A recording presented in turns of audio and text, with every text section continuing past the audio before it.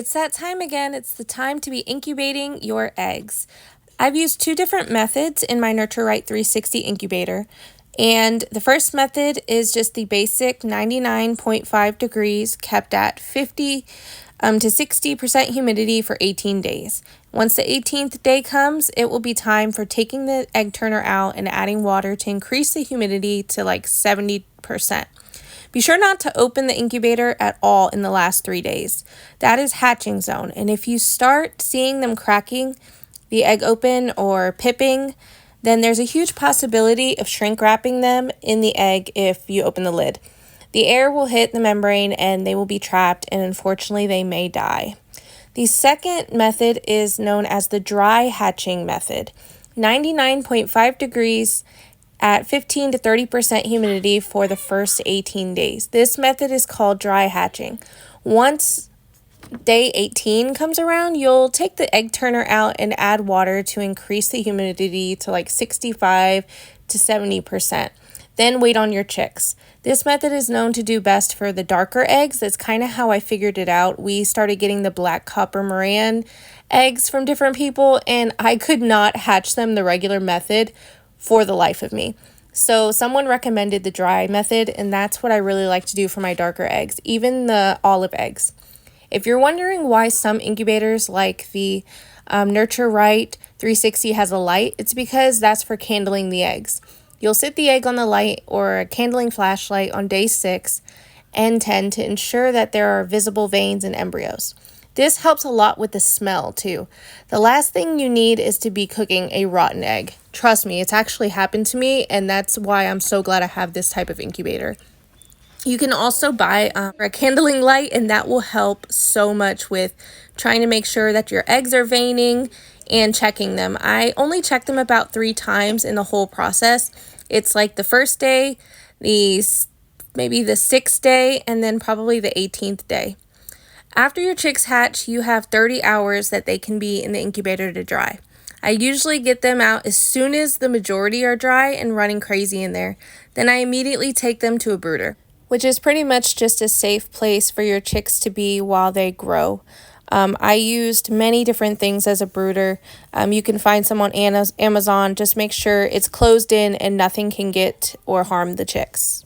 Make sure that they have some wire in there for ventilation. They have their heat, and they have their food, their chick starter, and their water. Warmth is key. Their area should be kind of like 93 to 95 degrees for the first week, 88 to 90 degrees the second week, and lowered little by little as the weeks go on, until they no longer need the extra heat by 6 or so weeks. I created these little graphics to try to help you guys with learning a little bit more. You can probably screenshot a few of them or write some notes. I'm a visual learner, so this would actually help me a lot.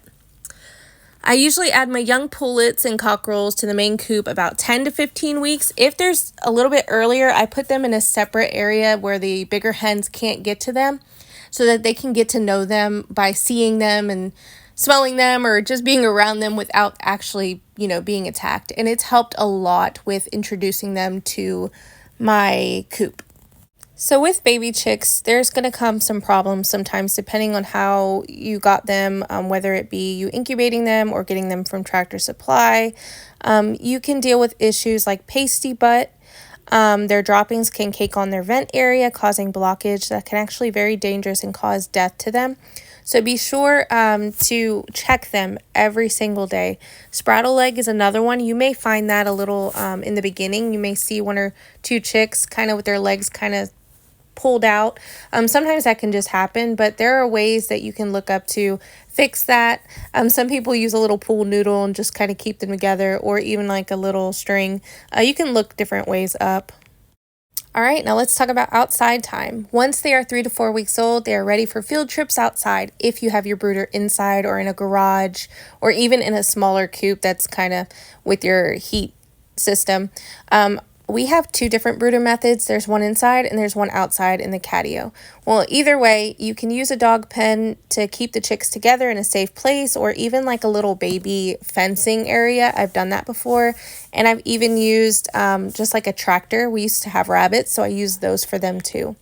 That's again just so they can kind of get to know the other chickens until they are ready to be out there permanently, which is so exciting to watch them all integrate.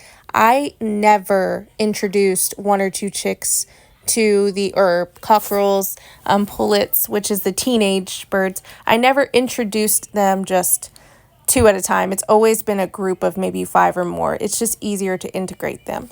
So I also didn't want to leave out the fact that some of our hens are our natural incubators. The Morans, the black copper Morans especially, they love to be broody. So what they'll do is they'll sit on they'll start gathering their eggs, they'll make their nest, and they'll start sitting on them. And at about 21 days, you'll start seeing them popping out with their mama, and mama will feed them and do all the things. I like to add a waterer close to mom in the coop, and maybe even like a little bit of food every now and again. Sometimes the entire flock seems to go into the coop and try to cause havoc, like this video.